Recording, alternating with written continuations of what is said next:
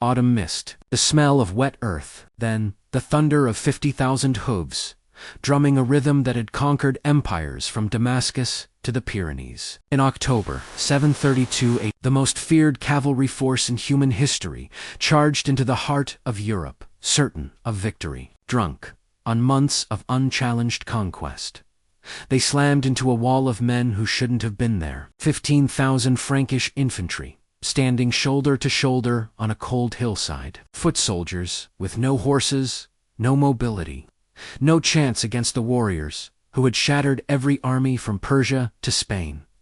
They didn't break, they didn't even bend.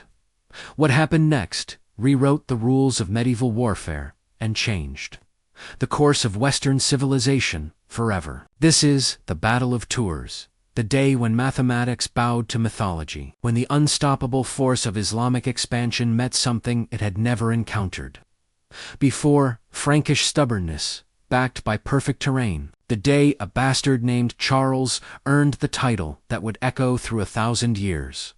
Martel, the hammer, stay with me. Because what you're about to witness is the moment when the future of Europe hung on the discipline of men who had been written off as barbarians. To understand why this battle sent shockwaves of terror through the Islamic world, we need to rewind 1 century and watch an empire consume civilizations like wildfire. June 632 AD.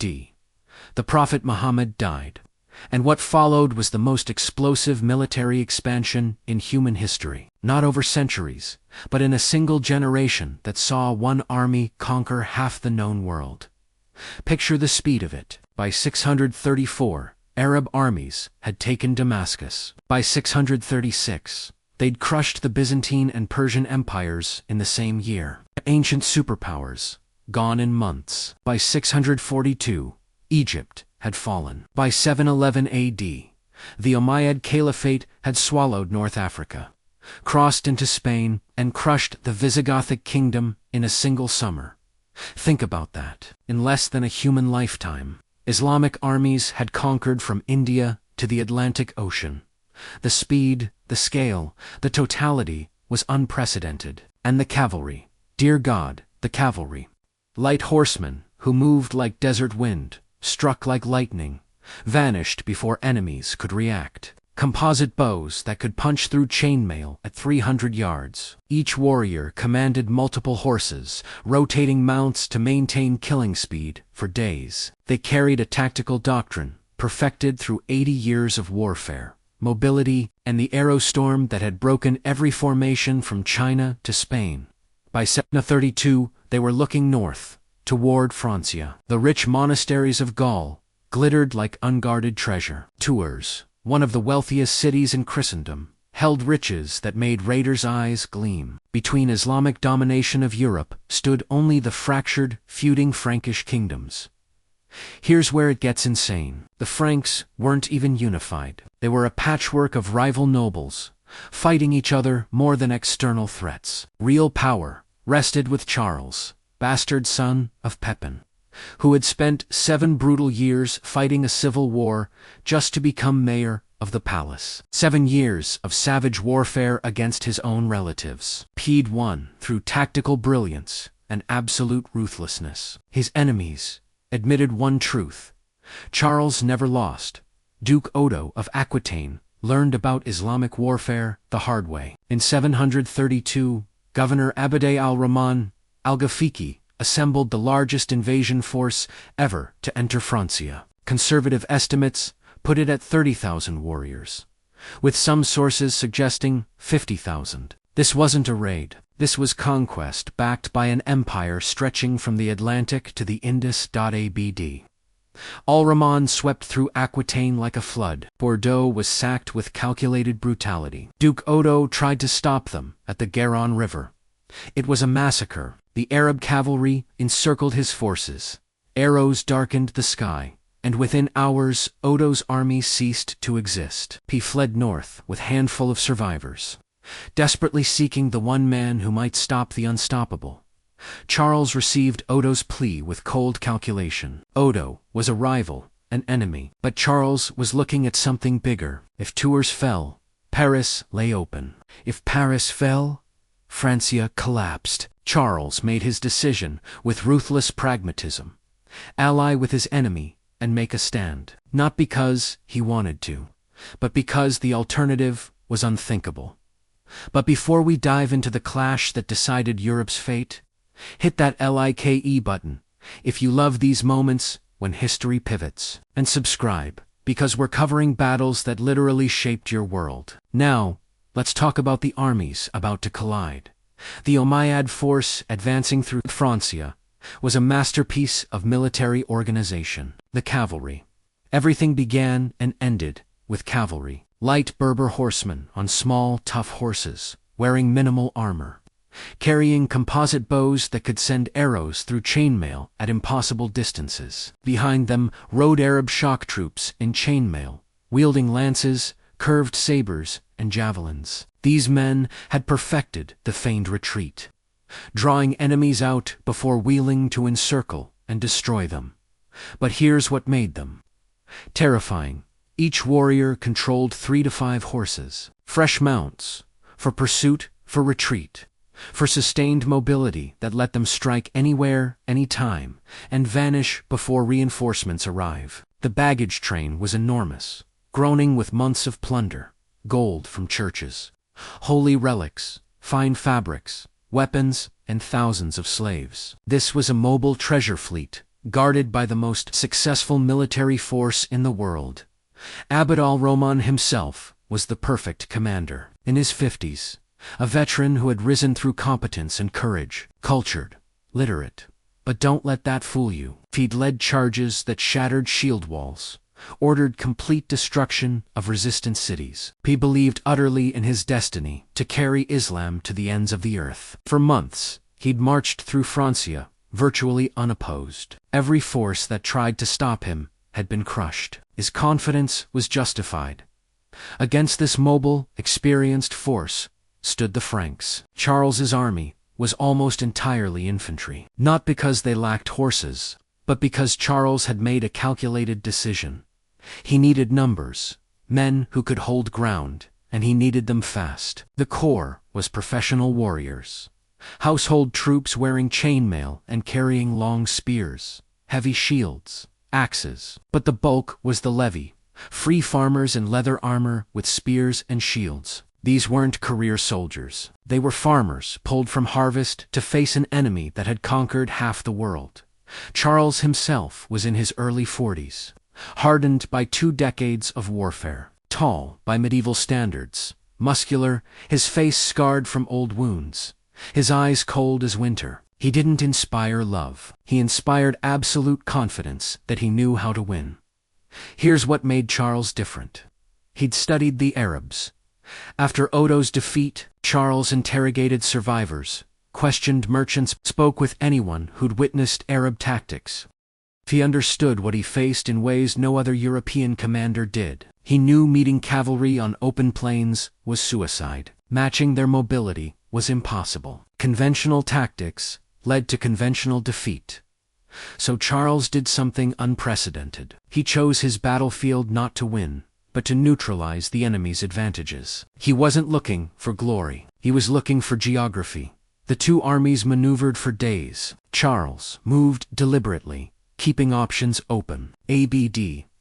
Al-Rahman moved with the confidence of a man who'd never lost. Then Charles found his ground between Tours and Poitiers, a gentle upward slope that would tire charging horses. Dense forests on both flanks that would break up cavalry and prevent encirclement. Behind, the ground opened up, giving him room but denying it to enemy cavalry. In front, the slope funneled attacks into a narrow killing zone. When al-Rahman's scouts reported the Frankish position, the Arab commander smiled. The Franks had trapped themselves on a hill with forest behind them. They couldn't retreat or maneuver. They'd chosen to die in place. Perfect. He'd seen this before. The arrow storm would thin them. Charges would break them, and by nightfall Tours would be his. He had no idea he was looking at his own grave.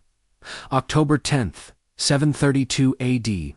Dawn broke cold and gray. The Frankish army had been positioned since before first light.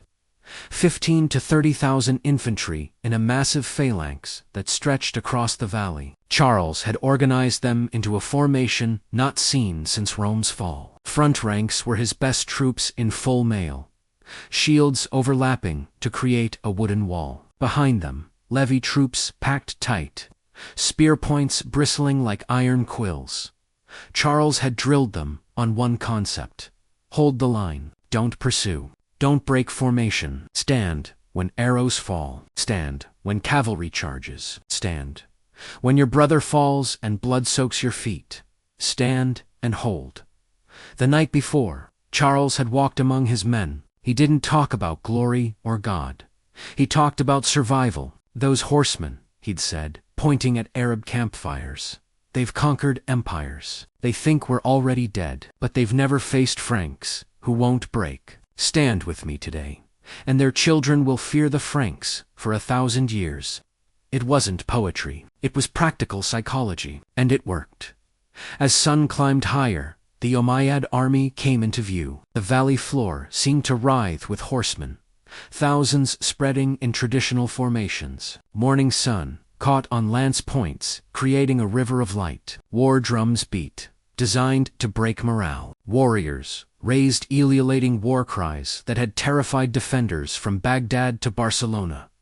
The Franks stood in silence, complete, absolute silence. Shields up, spears ready, not a sound from 15,000 throats. The psychological impact was immediate. Every enemy had responded with noise, threats, prayers, something. This silence suggested either terror so complete they'd forgotten speech, or confidence so absolute they saw no need. Neither was comforting. For hours, both armies observed each other. al-Rahman sent an envoy with traditional terms: submit, pay tribute, convert, or accept slavery, and Tours would be spared. Charles's response was straightforward. He had the envoy's horse killed with a spear. The message was clear: no negotiation. Come and take it if you can. But al-Rahman didn't order immediate assault. He was too experienced. He'd seen the position, noted compressed terrain, recognized that charging uphill into prepared infantry was tactical suicide. So he waited, hoping Charles would lose patience and descend where Arab mobility could work. Charles didn't budge. Hour after hour, they faced each other. The tension was unbearable. Young Franks felt bladders weaken, stomachs churn. Veterans checked gear again and tried not to think about thousands of horse archers waiting. As noon approached, al-Rahman decided waiting achieved nothing. He would test them with light cavalry, use the arrow storm to break their formation, then send heavy cavalry to finish it. Standard Umayyad doctrine that had won 100 battles. He gave the order, and hell came riding. 2,000 Berber horsemen burst forward like a breaking dam. They didn't charge straight. That would be suicide. They swept across the front in a flowing river, loosing arrows continuously. The Parthian shot perfected. The tactic that broke Roman legions: stay mobile, stay out of melee, let arrows do the killing. The sky darkened, 2,000 composite bows loosing simultaneously. The sound like a massive flock of birds, a hissing death arcing up, then falling like rain. Arrows, at 150 feet per second, each capable of punching through chainmail, seeking flesh. Frankish shields came up in practiced unison. Front ranks raised shields, creating a wooden roof, while those behind covered gaps. Arrows struck like hail, a rattling chaos of impacts. Wooden shields sprouted shafts like strange flowers. Some arrows found marks driving through gaps, striking legs, arms, faces. Men grunted, cursed, fell. But the line didn't break. For every man who fell, another stepped forward. The second volley came before the first finished. Then, the third. For 30 minutes, arrows fell in waves. Medieval sources claim thousands, and they're probably right, with 2,000 horsemen carrying 80 to 120 arrows each. The mathematics of death were staggering. But here's what the Arabs didn't expect. The Franks absorbed the storm like stone absorbs rain. Men died.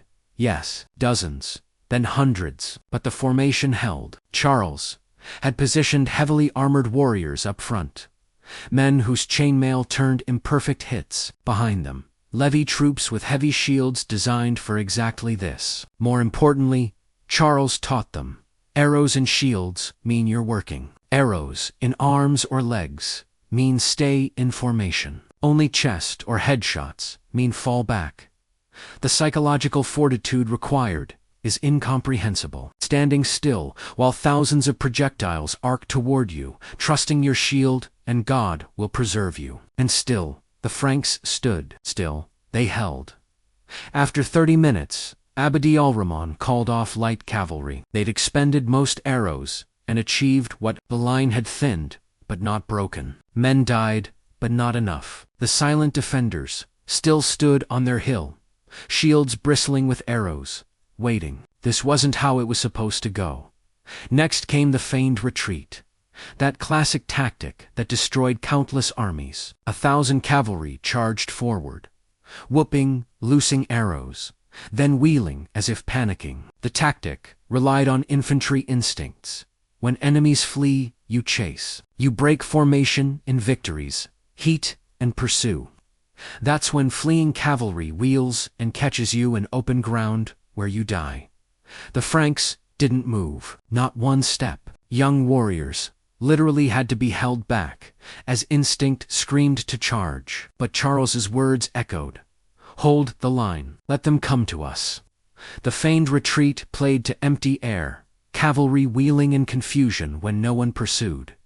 Muttering began in Arab ranks. These weren't normal Europeans. These weren't Aquitaine levies who broke at Garonne. These Franks fought with discipline that seemed Roman, standing like stone while death fell from sky. Some veterans remembered fighting Byzantine infantry in early conquests. That same professional refusal to break. But Byzantines had been contained. These Franks seemed to be waiting for something.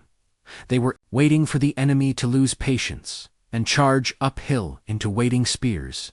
By early afternoon, Abd al-Rahman's patience was exhausted. No more games. If he would commit heavy cavalry, break this formation through force. He selected 3,000 of his finest Arab veterans who'd fought from Toulouse to Toledo, wearing the best armor Islamic metalworking could produce, riding finest war horses, carrying lances that had pierced shield walls from Syria to Spain. Drums beat slower, more ominous. Heavy cavalry formed ranks 50 wide and 60 deep, a living battering ram. They advanced at a walk, building speed as they climbed, walking, trotting, cantering, building momentum for devastating impact. Here's where terrain becomes destiny. That gentle slope became the Franks' best ally. Horses charging uphill don't build the same momentum. They arrive tired, charge blunted by gravity. More crucially, flanking forests compressed the charge. What began 50 horses wide was forced to 30 by the time they reached Frankish shields. 200 yards. Cavalry lowered lances in unison. Forest of steel aimed at Frankish hearts. Ground trembled with 3,000 hooves. 100 yards. Frankish. Front ranks braced, shields locked, spears angled. Second rank raised shields over the first, creating double protection. Third rank gripped spears, ready to thrust over brothers' shoulders.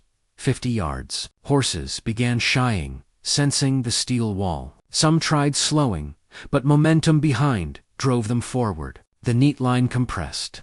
Horses forced closer. 20-5 yards. Individual faces visible. Arab warriors gritting teeth. Frankish infantry set in grim determination. Time crystallized into this single moment. Impact. The sound was apocalyptic. 3,000 horses hitting solid shields with combined weight of flesh, steel, velocity. The crash echoed for miles. Lances shattered against shields. Spears drove into horse chests. Men screamed in a dozen languages. The first rank absorbed the charge with shields, while spears found horse and rider flesh. Breaking, wood mixed with screaming horses and clanging metal, creating a nightmare symphony.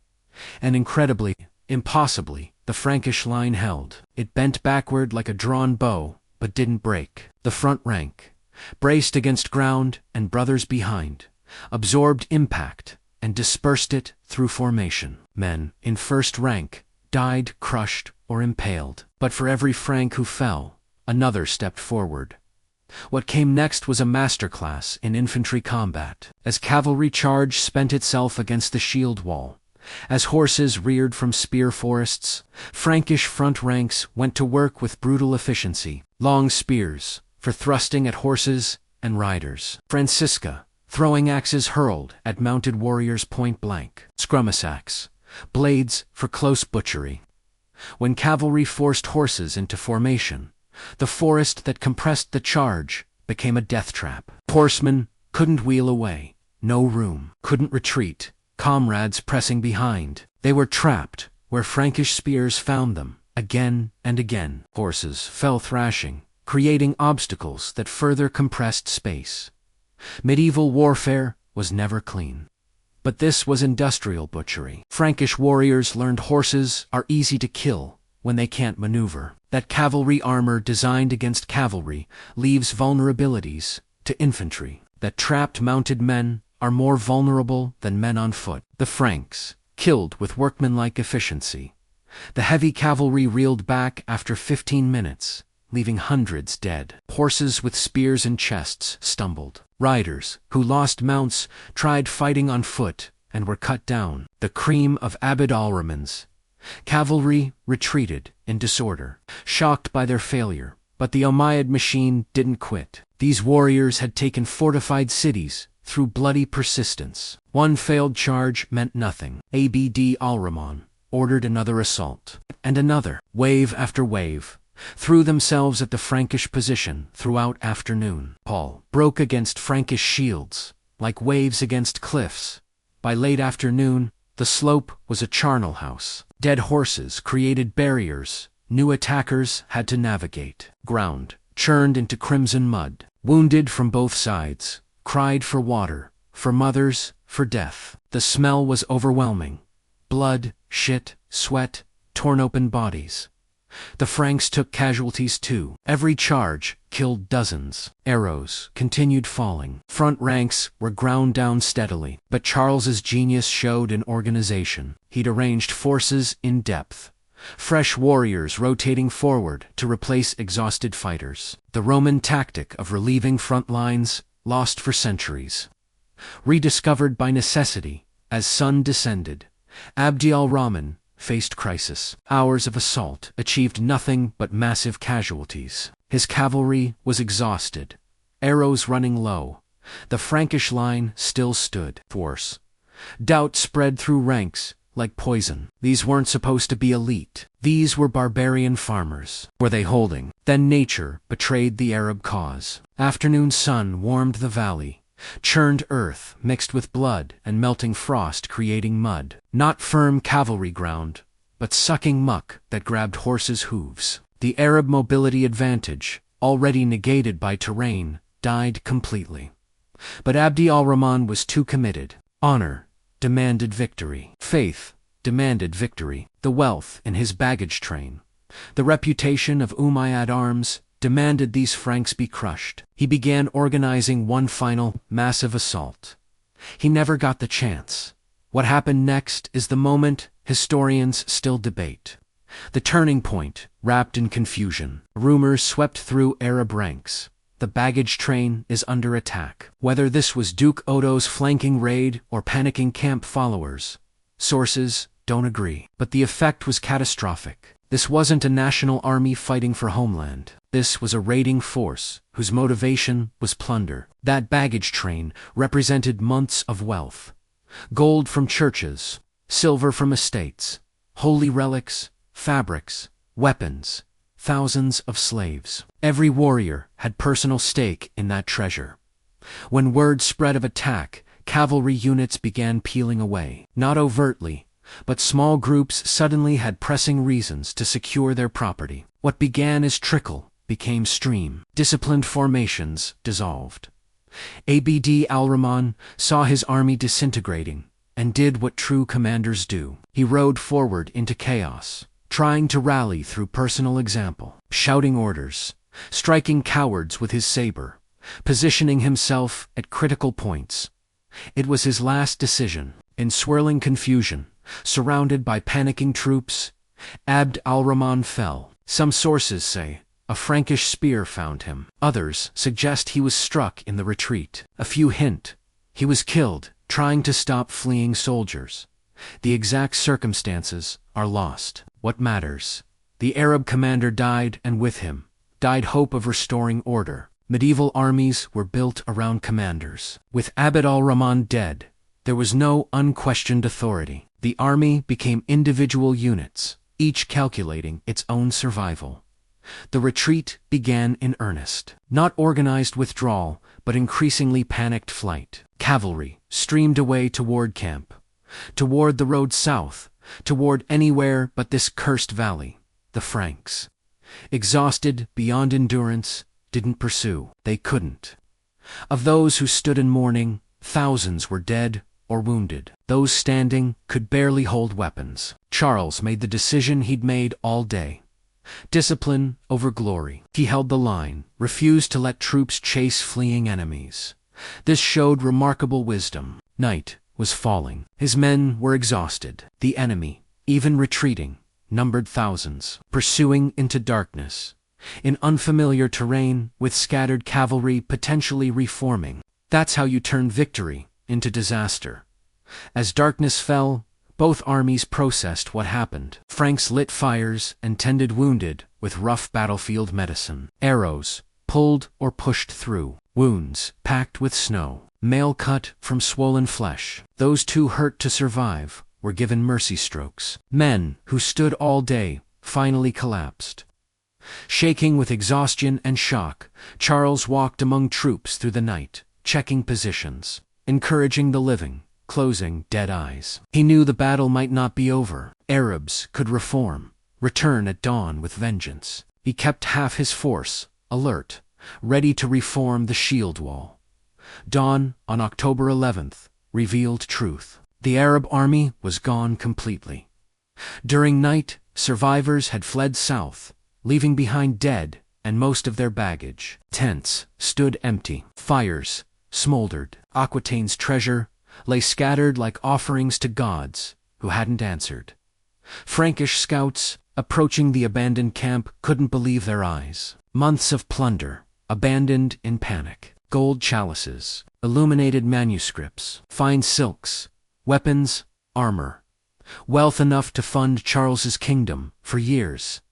But victory was paid in Frankish blood. Modern historians estimate Charles lost 1,000 to 1,500 killed, at least that many wounded. Heavy casualties. But compared to the alternative complete destruction and Tours' fall, it was worth paying. Arab casualties are harder to estimate because survivors minimized losses. Conservative estimates suggest at least 10,000 dead. What's certain? The cream of Abd al-Rahman's cavalry lay dead. Veterans who'd conquered from Indus to Pyrenees died on a nameless hillside. The strategic reserve of experienced Umayyad warriors was shattered. Tours didn't end the Islamic threat overnight. There would be raids for decades. But it was the high-water mark. Never again would an Arab army penetrate so deeply into Western Europe. The momentum was broken. Charles's victory enabled the Carolingian rise. His grandson would become Charlemagne, uniting Western Europe and crowned Holy Roman Emperor. Medieval Europe's political and cultural foundations were built on Charles Martel's triumph. Historians debate whether Tours was truly decisive. Some argue Arabs were already overextended, that internal conflicts would have prevented sustained invasion anyway. They have a point. Toulouse in 721 was arguably as important. Byzantine victories in the east did more to halt Islamic expansion there, but the psychological impact of Tours was unique. It broke the myth of Umayyad invincibility at a crucial moment. It gave Christian Europe a hero, a story proof that the unstoppable could be stopped. Perception often matters as much as reality.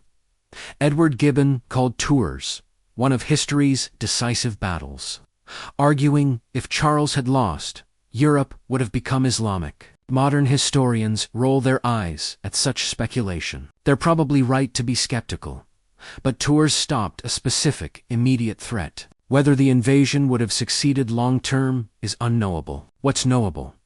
Charles stopped it. The Umayyads never tried again on that scale, and Western Europe remained Christian and developed along a trajectory that influenced the entire modern world. Think about what hung in balance that October day. If Charles's line had broken, Tours would have fallen within days. With Tours secure, al-Rahman could have pushed toward Paris. With Paris threatened, Francia would have fragmented. What would have stopped Arabs from establishing control over Europe's richest region? Maybe they would have overextended. Maybe internal politics would have forced withdrawal. But Charles didn't rely on maybes. He chose his ground, disciplined his troops, and stood when precedent suggested he should have been destroyed. That's not just military skill. That's historical significance. So what's the lesson of Tours? What should you take away? First, terrain matters more than numbers. Charles won because he chose ground that negated enemy advantages. Position matters. Fighting on ground of your choosing is half the battle. Second, discipline defeats skill when properly applied. Arab cavalry were individually superior, but Frankish discipline standing in formation under horrific conditions proved more valuable. Grinding competence beats brilliant talent. Third, psychological dominance evaporates in moments. Umayyads built empire on invincibility mythology. Armies fled at rumors of their approach, but Tours showed mythology shatters against determined resistance. Fourth, leadership at critical moments shapes history. Charles could have retreated, preserved forces, waited for Arabs to overextend. Instead, he chose to stand and fight. That decision changed Western civilization. Individual choices matter. Leadership matters. Fifth, myths we tell ourselves matter as much as what happened. Tours became foundational myth for European identity. Whether as decisive as claimed is almost beside the point. Cultures need stories of resistance, underdog victories, moments when courage prevailed. Tours provided that. And there you have it. The Battle of Tours. October 732 AD. The day 15,000. Frankish infantry stopped the most successful military force in the world. The day terrain, discipline, and tactical genius defeated mobility, experience, and numbers. The day Charles Martel earned his hammer. Two civilizations collided in that valley. An Islamic empire that conquered from Atlantic to Indus.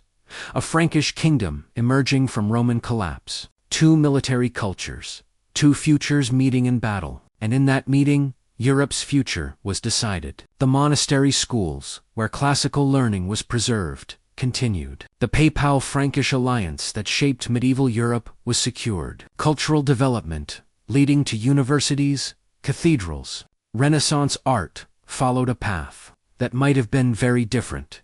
But it didn't change, because men whose names we'll never know held shields against cavalry that should have shattered them. Young warriors faced death and didn't run. Veterans stood one more time and bought victory with blood. And Charles Martel proved he could do more than win succession disputes. He could save a civilization. So here's my question. What other turning points in military history deserve this deep dive? Drop your suggestions in the comments. If you made it this far, you're the kind of history lover this channel exists for. Smash that like button and subscribe. We're covering battles that shaped civilization, from ancient warfare to medieval clashes to modern conflicts. If it changed history, we're covering it. Thank you for this journey through one of history's most consequential battles. Remember, history isn't just dates. It's incredible stories of real humans making impossible choices under unimaginable pressure. It's moments when courage and leadership change civilization's course. This is the story of Tours. The day the hammer fell, the day 15,000 men stood their ground and changed the world. I'll see you in the next battle.